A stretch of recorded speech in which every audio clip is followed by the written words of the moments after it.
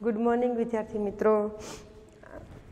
आज हम तीसरे लेक्चर में भी यही बात कर रहे हैं जो कर्मयोगी लाल बहादुर शास्त्री जी के बारे में, क्योंकि ये जो इकाई है चौथी इकाई कर्मयोगी लाल बहादुर शास्त्री जी के जीवन की तरह गहन विचारधारा हमारे सामने ये रखती है। कल हमने देखा कि वो भक्ति, कर्म, समर्पण, समन्वय ये सब बात उसके जीवन की विशेषता थी, खास विशेषता थी। आगे हम आज देखेंगे कि मैं शास्त्री जी की सफलता का रहस्य उनके उसी महत्वपूर्ण चिंतन में मानता हूँ। मैंने कल कहा कि जैसी हमारी सोच होती है वैसा हमारा कार्य भी होता है। इसी तरह यहाँ लाल बहादुर शास्त्री जी है, जैसा उसकी चिंतन धारा थी वैसा ही उसका कार्य ही था। साथ ही यह भी मानता हूँ कि लेखक कहते हैं, शंकर दयाल शर्मा कहते हैं कि मैं यह भी मानता हूँ कि किसी भी व्यक्ति, समाज और देश के विकास का रहस्य उसी भक्ति और कर्म के सिद्धांत में निहित है। कोई पण देश होय, समाज होय, एनो जे विकास छे ए त्यानी जे प्रजा जे छे ए केटली समर्पित प्रजा छे, केटલું પોતાના પ્રત્યે સમર્પિત છે। જો આપણને કોઈ જોવે છે એટલે આપણે કામ કરવું જોઈએ ને, એ વસ્તુ અલગ છે, પણ આપણે કોઈ જોતા નથી, હું એકલો છું ને કામ કરું છું, તો એ વસ્તુ પણ અલગ છે। કહેવાનો મિનિંગ એ છે કે આપણી જે ચિંતનધારા છે, આપણે એવું વિચારીએ છીએ કે આપણે અત્યારે હાલની પરિસ્થિતિ વાત કરું તો માણસ કોઈથી નથી ડરતો, એક ભગવાનનો કદાચ થોડો ઘણો ભય એની અંદર હશે તો પણ એ ભગવાનનું નામ લેશે, જો એ ભય પણ નહીં હોય તો પણ એ નામ નહીં લે। મારે એ તમને કોઈ આધ્યાત્મિક વાત નથી કરવી, પણ હું તમને એ કહેવા માગું છું કે સમાજની અંદર આપણે રહીએ છીએ તો સમાજની અંદર મારું છે, મારે કરવું જોઈએ। હર એક જગ્યાએ આપણે જ્યાં જઈએ છીએ ત્યાં આપણું પોતાનું કામ છે ને એ સમજીને કાર્ય કરીએ ને તો આપણી અંદર એક સારા સમાજની, આપણે આસપાસ એક સારો સમાજની રચના થાય। એક ઉદાહરણ દઉં કે હું રોજે ખેતર જાઉં, ખેતર જઈને બેસી જાઉં, કશું કામ ન કરું, જોયા કરું કે બસ સારું ખેતર છે, પણ એના કરતાં બહુ સરસ મજાનું થોડું ટીપે ટીપે સરોવર ભરાવા, હું તમને વારે વારે કહું કે હું ખેતર જઈને થોડુંક કામ આજ કરું, થોડુંક કાલે કરું, તો રોજે જે કાર્ય થાય છે એ એક આખું એક આમ આકર્ષણ લાવશે। આજુબાજુના ખેતરવાળાને ખ્યાલ આવશે કે નહીં, અહીંયા કોઈ કર્મશીલ કિસાન છે, કર્મશીલ વ્યક્તિ છે કે જે કંઈક કામ કરે છે ને એ દેખાઈ આવે છે। આપણે કોઈ પણ જગ્યાએ કાંઈ પણ કાર્ય કરીએ છીએ એ દેખાઈ આવે છે। ઓછું બોલવું ને વધુ કાર્ય કરવું, એ સમાજનું નિર્માણ જો થાય તો સમાજ જે છે એ એકદમ સુંદર બની જાય। અહીંયા એ જ વાત કરી છે કે સમાજ और देश के विकास का रहस्य, समाज અને દેશના વિકાસનું રહસ્ય इसी भक्ति और कर्म के सिद्धांत में निहित है। અને એ ભક્તિ અને કર્મના સિદ્ધાંત ઉપર નિહિત એટલે ડિપેન્ડન્ટ, નિહિત એટલે એમાં સમાયેલું છે, નિહિત એટલે સમાયેલું છે। જો આપણે નિષ્ઠાથી કોઈ કામ કરીએ ને તો હંમેશા આપણને સફળતા મળે છે। ઘરનું કામ હોય, સ્કૂલનું કામ હોય કે આપણું પોતાના માટેનું કામ હોય। હું ઘણી વખત આવું લોકોને મોઢે સાંભળું છું કે ખોટા શું ચાલવું જોઈએ, દોડવા શું જવું જોઈએ, યોગા કરવાની શું જરૂર છે, શું ત્રિકાળ સંધ્યાની જરૂર છે, પણ જમવાની એ જરૂર નથી, કશું જરૂર છે જ નહીં, છતાં આપણે જમીએ છીએ। જમવાની ક્યાં જરૂર છે, તો જીવી જઈએ છીએ, પણ છતાં આપણે જમીએ છીએ। કહેવાનો મતલબ બધી વસ્તુ આપણા જીવન સાથે એવી રીતના જોડાયેલી હોય છે। જેમ આપણે ટીવી જોવાની શું જરૂર છે, 5 કલાક ટીવી સામે બેસી જઈએ છીએ, ફોગટનો સમય બગાડ નાખીએ છીએ, મોબાઈલ સામે આપણે 10 કલાક ફોગટ। જો મોબાઈલનો સારો ઉપયોગ છે, હું એમ નથી કહેતી કે મોબાઈલનો ઉપયોગ ન કરવો જોઈએ, બહુ સરસ ઉપયોગ છે।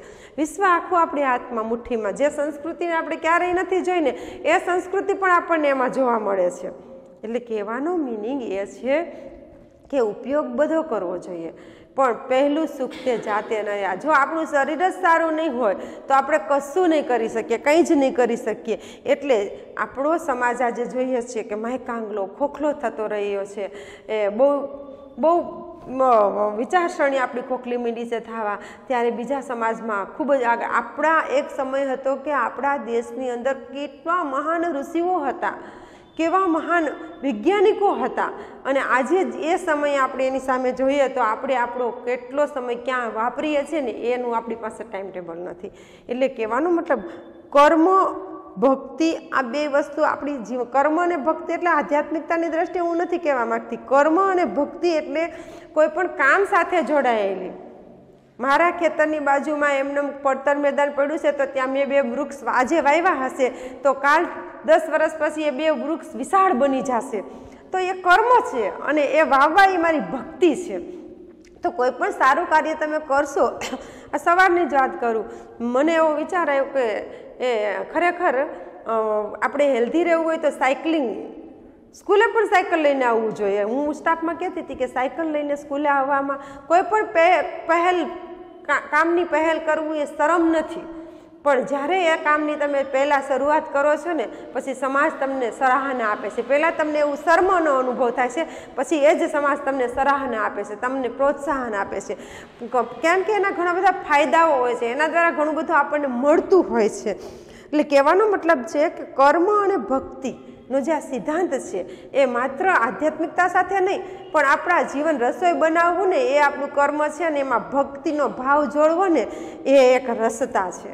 એ એક સુંદર સ્વાદ લઈને આવે છે. આપણે ખાલી ખાવા માટે બનાવીએ ને એ વસ્તુ અલગ છે, પણ આપણું કર્મ છે ભોજન. શબ્દ બહુ સુંદર છે, ભોજન. બીજાને પીરસવા માટેનું ભોજન, જ્યારે આપણે અર્પણ કરવા માટેનું ભોજન બનાવીએ છીએ ને એ ભક્તિ છે. બીજાને આપણી ઘરે કોઈ આવ્યું હોય, આપણે જમીને કારવીને હાવ ફ્રેશ થયા હોય, નવરા થયા હોય, પછી આવીને કે 1-2 જણાને રસોઈ બનાવી દો ને, અમને હોટલનું અમે નથી ખાતા એટલે તમારી ઘરે આવી ગયા છીએ. અને જે ભક્તિભાવપૂર્વક આપણે રસોઈ બનાવીએ ને એને કર્મ સાથે જોડવાની છે. એ કર્મ છે આપણું, એ સાચું કર્મ છે.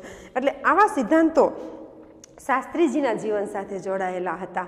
કોઈ પણ કામ રાતે 12 વાગે ઊભા થવાનું કે ને એટલે તો પંડિત નહેરુ જે છે, જે આપણા પહેલાં મંત્રી પદ એમણે પહેલું જ સ્વતંત્રતા પછીનું જે પહેલું જ મંત્રીપદ જેણે સંભાળ્યું એવા નહેરુ જે છે એમના જીવન એની જે ડોર છે એ લાલ બહાદુર નહેરુની જે ડોર છે એ લાલ બહાદુર શાસ્ત્રીને ક્યારે આપવામાં આવી હોય? કારણ કે એણે એનામાં કંઈક જોયું હશે ને. ભગવાન દાસ જે છે, જે એણે થિયોસોફિકલ સોસાયટીની સ્થાપના કરી અને જેમણે એ સમયમાં સારું શિક્ષણ, જેમ ગાંધીજીના જેવા વિચારો હતા ને એવા જ ભગવાન દાસના વિચારો હતા. તો કહેવાનો મતલબ એ છે કે આવા ભક્તિવર કર્મ કે સિદ્ધાંત में निहित એટલે કે સમાયેલું છે. शास्त्री जी का संपूर्ण जीवन, शास्त्री जी ने पूरे जीवन श्रम, सेवा, सादगी और समर्पण का अनुपम उदाहरण है. આ 3 વસ્તુ જો આપણા જીવનમાં આવી જાય ને, એક શ્રમ, એક સેવા અને એક સાદગી. શ્રમ એટલે શું? કોઈ પણ કામ નાનું નથી. આપણા હાથમાં જે કામ છે આપણે કરવું જોઈએ. જ્યાં સુધી આપણું શરીર થાકે નહીં ને ત્યાં સુધી આપણે કામ કરતું રહેવું જોઈએ. અને જે શ્રમ કરે છે ને એને ઊંઘ વેચાતી નથી લેવી પડતી. જે શ્રમ કરે છે ને એને ટેબ્લેટ નથી લેવી પડતી. કારણ કે એ માણસ શ્રમ કરીને એટલો થાકી જાય છે કે એ જ્યાં બેસે ને ત્યાં સુંદર ઊંઘ એને આવી જાય છે. એટલે શાસ્ત્રીજી આપણને એ સંદેશ આપે છે કે જીવનની અંદર, અને શાસ્ત્રીજીના જીવનમાંથી આપણે એ સંદેશ લઈ શકીએ. કારણ કે શાસ્ત્રીજી કા સંપૂર્ણ જીવન શ્રમ, સેવા, સાદગી और समर्पण का अनुपम उदाहरण है. જો આ 3 વસ્તુ હોય ને, સમર્પણ ના હોય ને તો બધું જ નકામું છે. સમર્પણ એ બહુ અતિ સુંદર વાત છે. આપણે કોઈ જગ્યાએ કોઈ સંસ્થામાં સેવા કરવા જઈએ, સેવા કરવા એક સેવક તરીકે જવું અને સમર્પિત થઈને જવું ને આ બેમાં બહુ ફેર છે. હું ક્યાંય ગઈ હોય કોઈ આશ્રમમાં અને હું ત્યાં ઊભી બધું ઓબ્ઝર્વેશન કરું, જોઉં ને નાનું એવું એક કામ કરું અને દેખાડો કરું કે મેં આ કામ કર્યું આશ્રમ, નહીં. પણ જો સમર્પણ હોય ને તો ત્યાં દેખાડો ન હોય. સમર્પણ જ્યાં છે ને ત્યાં દેખાડો નથી. ઇવન સાંસારિક લાઈફમાં પણ પતિ પત્નીમાં જો સમર્પણ હોય ને તો દેખાડો ના હોય. જો સમર્પણ ના હોય ને તો ત્યાં દેખાડો જ હોય છે. એટલે કહેવાનો મતલબ કે આવા મહાન જે આપણા નેતા, કે જે આપણી ધરોહર હતી, સ્વતંત્રતા પછીનું પહેલું જ નહેરુ, પછી શાસ્ત્રીજી આવ્યા અને એ આપણો પાયો કહેવાય. આપણી સ્વતંત્રતા પછીનું જે આપણું રાજકીય જે પક્ષ હતો એનો એક મજબૂત પાયો હોય તો આવા નેતા હતા, સુંદર નેતાઓ હતા કે જેના જીવનમાંથી આપણે આવા સુંદર શ્લોગો મળે છે કે શ્રમ, સેવા, સાદગી और समर्पण का अनुपम उदाहरण. એ નેતાઓને આપણે આજે પણ સો સલામ કરવા જોઈએ કે જેને પોતે શ્રમ. આજે શું કરે છે? સફાઈના ફોટા પાડીને મૂકી દે નેતાઓ કે મેં આ શહેરમાં સફાઈ અભિયાન શરૂ કર્યું. માત્ર ફોટા. જો હું કાંઈ કામ કરવા ઈચ્છું છું ને તો એના પહેલાં મારે મારા જીવન સાથે એ વસ્તુને ઉતારવી જોઈએ, મારે મારા જીવનમાં ઉતારવું જોઈએ. જો મારા જીવનમાં ઉતારું ને તો જ હું બીજાને કહી શકું. હું મારા જીવનમાં ન ઉતારું ને તો હું બીજાને સલાહ ના આપી શકું કે તમે આમ કરજો, તમે વોકિંગ કરો એમ બીજાને ન કહી શકું જો હું મારા જીવનમાં ઉતાર્યું ન હોય ને તો. એટલે કહેવાનો મતલબ એ છે કોઈ પણ વસ્તુ જે છે આપણે પહેલાં આપણા જીવનમાં ઉતારીએ ને પછી બીજા એમાંથી ઓટોમેટિક લઈ લેશે. શાસ્ત્રીજીના જીવનમાંથી લોકોએ બહુ સંદેશા લીધા. એ ક્યારેય બોલ્યા નહોતા કે તમે આમ કરો, તમે શ્રમ કરો, તમે સમાજ સેવા કરો. ગાંધીજીએ ક્યારેય બોલ્યા નહોતા કે તમે આમ કરો. આજે તો લોકો ભાષણ જ નકરું આપે છે, કામ નથી કરવું, ભાષણ જ આપવું છે. એટલે કહેવાનો મતલબ એ છે તમે તો 8મા ધોરણના નાના એવા કુમળા એવા ફૂલ છો. તમારે તમારા જીવનને કર્મ સાથે જોડી અને સમાજને સુંદર ગિફ્ટ આપવી જોઈએ કે હું આ પૃથ્વીનો આ અંશ, આ સમાજ માટે હું આવું કાર્ય કરવા માગું છું. उनके ये गुण केवल उनके कार्यों और विचारों में ही अभिव्यक्त नहीं पाते थे. બહુ સરસ વાત છે. એમના એ ગુણ હતા ને, क्या गुण?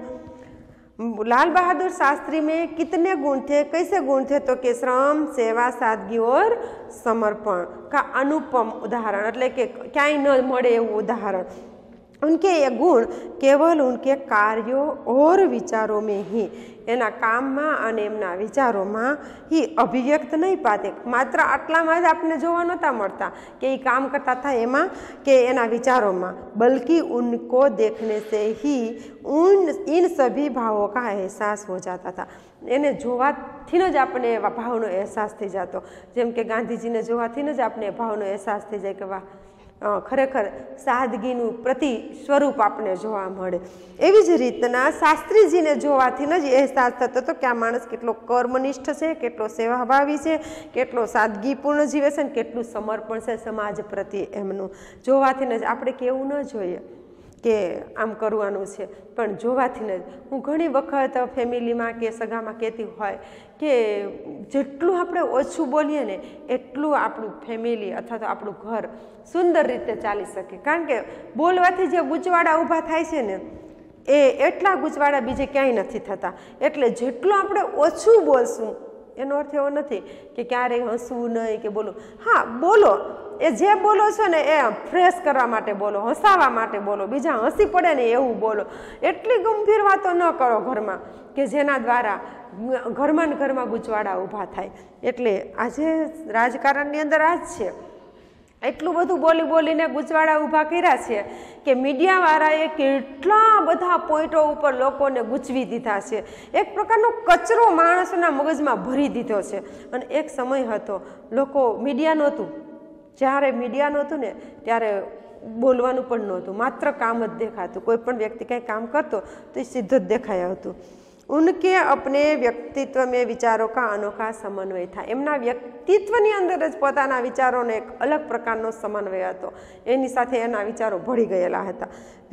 જો કુછ કહતે થે વહી કરતે થે, અને એ જે કંઈ કહેતા હતા ને એ જ કરતા હતા. મેં હમણાં જ કીધું કે હું ત્યારે જ તમને કહી શકું કે જે હું મારા જીવનમાં ઉતારી શકી હોય, ત્યાં સુધી હું ન કહી શકું. એમ શાસ્ત્રીજી જે છે એ જે કાંઈ કહેતા હતા એ જ એ કરતા હતા.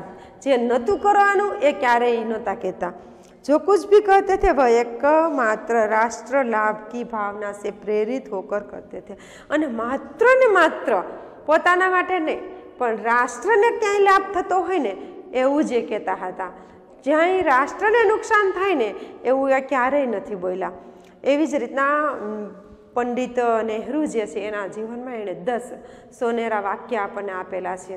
ક્યારેક તમે એમના પુસ્તકો વાંચો તો ખ્યાલ આવે કે નહેરુ કેવું વ્યક્તિત્વ હતું. નહેરુ એવું કહેતા હતા કે હું એવા વ્યક્તિને આજીવન નફરત કરીશ જે જ્ઞાતિવાદમાં, જે ધર્મવાદમાં માને છે. આ એમનું બહુ સરસ સુંદર વાક્ય હતું. એવા એના 10 મોસ્ટ આઈએમપી વાક્ય છે કે જેણે પોતાના જીવનમાં તો ઉતાર્યા હતા અને જોવાય મળ્યું તો એની રાજનીતિક જે સફર હતી, જે રાજકીય સફર હતી, એ દરમિયાન એ 10 સિદ્ધાંતોને આપણે જોયા છે. પણ એની સાથે સાથે નહેરુજીએ મહાત્મા ગાંધી સાથે, ભગવાનદાસ સાથે અને એ ત્રણેયની સાથે કોઈક જોડાયેલું હોય ને તો એ શાસ્ત્રીજી હતા. નહેરુ, ગાંધી, ભગવાન દાસ, આની બધાની સાથે કોઈ જોડાયેલું હોય તો કોણ હતા? લાલ બહાદુર શાસ્ત્રી. હવે લાલ બહાદુર શાસ્ત્રી એ ત્રણેયના જીવનનો નિચોડ છે. એ ત્રણેયના જીવનમાંથી એણે એટલું બધું ગ્રહણ કરેલું છે અને એના જીવન સાથે એણે જોડી દીધું છે, ઉતારી દીધું છે. એક વખત લાલ બહાદુર શાસ્ત્રીજી સ્કૂલની અંદર ભણવા ગયા અને એ સમયે એક છોકરાએ એમ કંઈક વસ્તુ ચોરી લીધેલી અને એ વસ્તુ એમની આત્મકથામાં મેં વાંચેલી છે.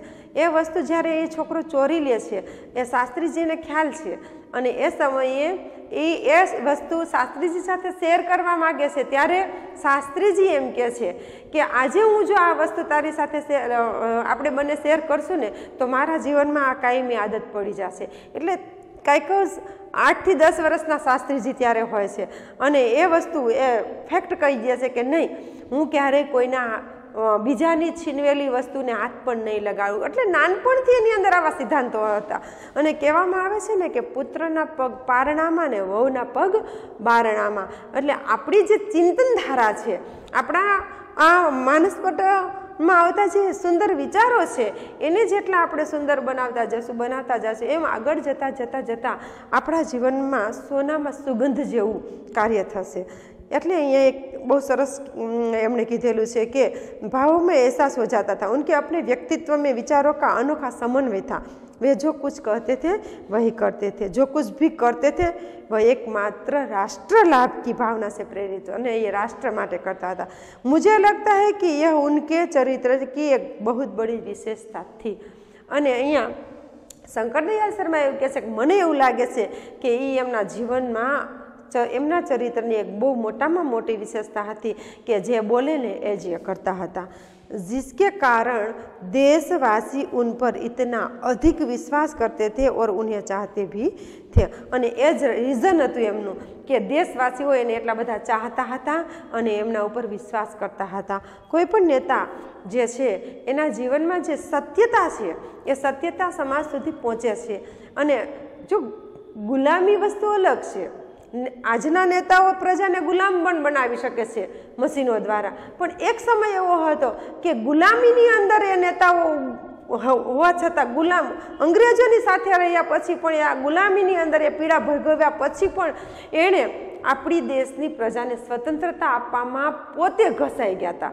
અને આજે આપણે સ્વતંત્ર હોવા છતાં પણ નેતાઓની ગુલામી સાથે આપણે ઘસાઈ રહ્યા છીએ. બહુ સરસ સમજા જેવો પોઈન્ટ છે, બહુ વિશેષ એમાં હું નથી કહેતી પણ બધા સમજી શકે એવો પોઈન્ટ છે. पंडित नेहरू जी की समृद्ध राजनीतिक विरासत को संभालना. नेहरू जी जे छे एमनी बहुत समृद्ध राजनीतिक विरासत को संभालना और उसे आगे ले जाने का काम कम कठिन नहीं था. नेहरूનું કારણ કે નેહરુજી એવા પ્રથમ નેતા હતા કે જે આપણા રાષ્ટ્રને સંભાળનાર હતા કે જેણે અંગ્રેજોના હાથમાંથી સત્તા સંભાળી હતી. એટલે એ એકદમ સિદ્ધાંતો સાથે પોતે એ સત્તાને સંભાળેલી. કારણ કે બધા જ કાયદાઓ નવા હતા, આપણા માટે બધું નવું હતું, આખા દેશની બાગડોળ. કારણ કે રાજાશાહીમાંથી લોકશાહી આવેલી, રાજાશાહીમાંથી આપણે જ્યારે લોકશાહી તરફ આવ્યા તો એક બાજુ રાજાશાહીના સિદ્ધાંતો હતા તો બીજી બાજુ લોકશાહીના સિદ્ધાંતો હતા અને વચ્ચે અંગ્રેજોએ આપેલી નવી નીતિઓ હતી જેને આપણે રણનીતિઓ કહીએ છીએ. આવી અંગ્રેજોની રણનીતિઓની સાથે સાથે નહેરુજી એ આપણા દેશનું સંચાલન કર્યું અને એનું જ્યારે અચાનક દેહાંત થઈ જાય છે અને ત્યારે તરત જ એનું પદ સંભાળનાર કોણ હતા? લાલ બહાદુર શાસ્ત્રી. આજે તો આપણી પાસે કોઈ જ કઠિન કાર્ય નથી, બધું સરળ છે. પણ વિચાર કરો, ખાલી કલ્પના કરો કે પંડિત જે સરદાર વલ્લભભાઈ પટેલે જે રાજ્ય બધા રજવાડાનું એકીકરણ કર્યું, પંડિત નહેરુએ એની સાથે પરામર્શ કરી, મહાત્મા ગાંધીએ એને ઘણી બધી કાયદાઓ ઘડી આપ્યા. આ બધી ગહન વાતો છે. હિસ્ટ્રીમાં, ઇતિહાસમાં તમે વાંચો તો તમને ખબર પડે કે આ કેટલી ગહન વાતો છે એમ.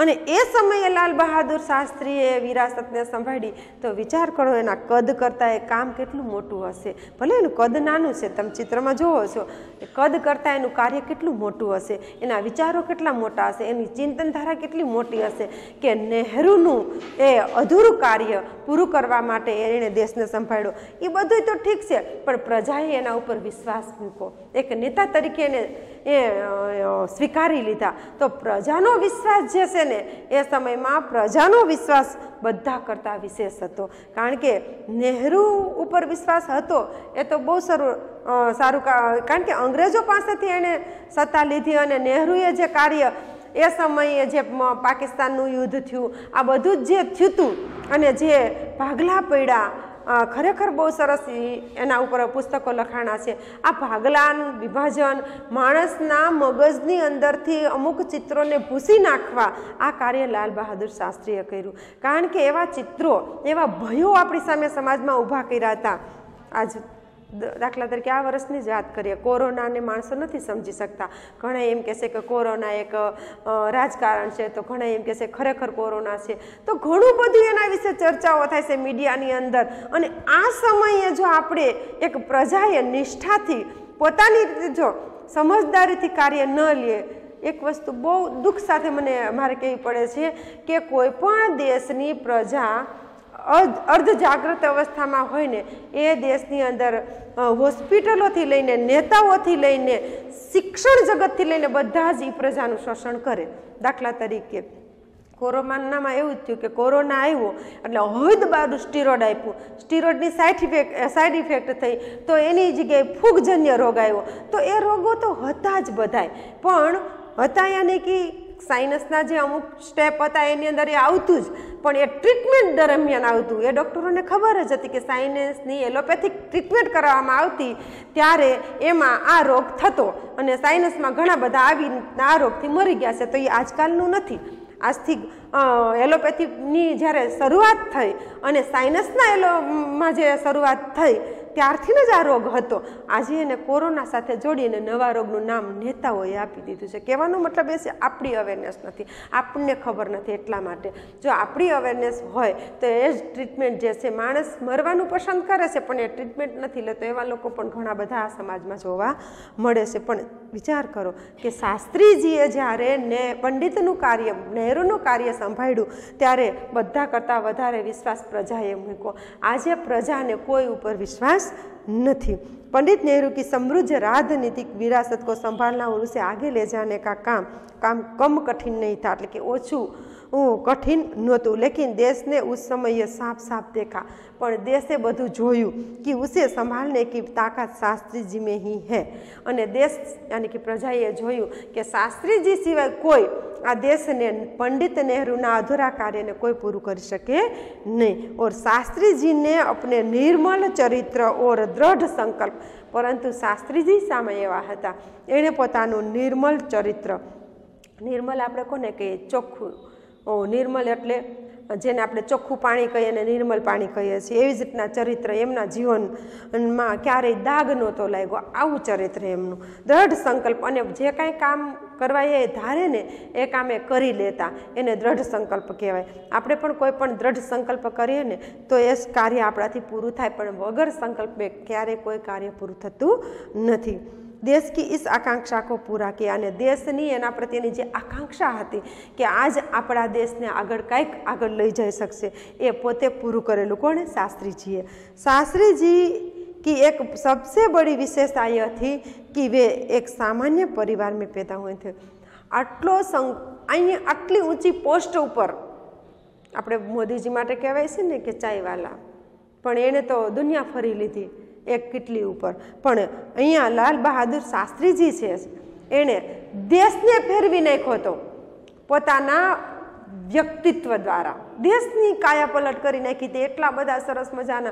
कारण के एणे एक खेडूतनो दीकरो हतो, एक कृषक हतो, अने कृषक समाजमांथी मेहनत करीने आवेलो माणस हतो, अने एटला माटे ए समये एणे एटला बधा कायदाओ घड्या। कारण के खबर थी कि भारत खेती प्रधान देश है, अहींनी 80% प्रजा खेती उपर नभनारी प्रजा है, अने एटला माटे एक सामान्य परिवार में पैदा होते हुए थे, सामान्य परिवार में ही उनकी परवरिश हुई। एक सामान्य परिवार में जो कही से कहेवत है कि डॉक्टरनो छोकरो डॉक्टर थाय, खेडूनो छोकरो खेडूत थाय, एंजीनियर पण एवुं नथी होतुं। हमेशा माणस निष्ठा, कर्म, मर्म, भक्ति आ बधुं ज समन्वयथी काम करे ने तो ए पोतानी जे लेवल है एने भूसी सके छे। और जब वे देश के प्रधानमंत्री जैसे महत्वपूर्ण पद, જ્યારે એ નહેરુ પ્રધાનમંત્રી હતા અને એણે આને બાગડોર આપી, આવા મહત્વપૂર્ણ પદ ઉપર એક સામાન્ય માણસ જ્યારે આવે છે પહોંચે, તબ ભી વહ સામાન્ય ही બને રહે, અને ત્યારે પણ એ કેવા બનીને રહ્યા? સામાન્ય માણસ બનીને જ રહ્યા. એણે એવો ન દેખાડો કર્યો, નથી એના કપડામાં પરિવર્તન કર્યું, એણે નથી એની ખાણીપીણીમાં પરિવર્તન કર્યું. આજે આપણે જોઈએ છે, મારે કોઈ નામ નથી લેવું નેતાઓનું, પણ આજના નેતાઓને આપણે જોઈએ છે કે જ્યારે એ પોતે પદ ઉપર આવે છે ત્યારે શું હોય છે, અને પદને ભોગવ્યા પછી એ કેવો બની જાય છે. પણ આ વ્યક્તિ આવું નથી કર્યું શાસ્ત્રીજીએ. શાસ્ત્રીજીએ કર્મ અને નિષ્ઠાથી, ભક્તિભાવપૂર્વકથી એણે એ જે પદને સંભાળ્યું ને, જેવા હતા, સામાન્ય હતા એવા જે રહ્યા છે. विनम्रता, सादगी और सरलता उनके व्यक्तित्व में एक विशिष्ट प्रकार का आकर्षण पैदा करते थे. यहाँ शंकर दयाल शर्मा એવું કહે છે કે શાસ્ત્રીજીના જીવનની અંદર જે વિનમ્રતા હતી, બીજા સાથે કેવી રીતના પરામર્શ કરવું, સાદગી અને એના જીવનની સાદગી ઓર સરળતા, એના સરળતાપણું, બાળક સાથે બાળક જેવું બની જવું, મોટા સાથે મોટું બની જવું, આ સરળતાपणું उनके व्यक्तित्व में एक विशिष्ट प्रकार का आकर्षण पैदा करते थे. आज हम यहाँ तक रखते हैं.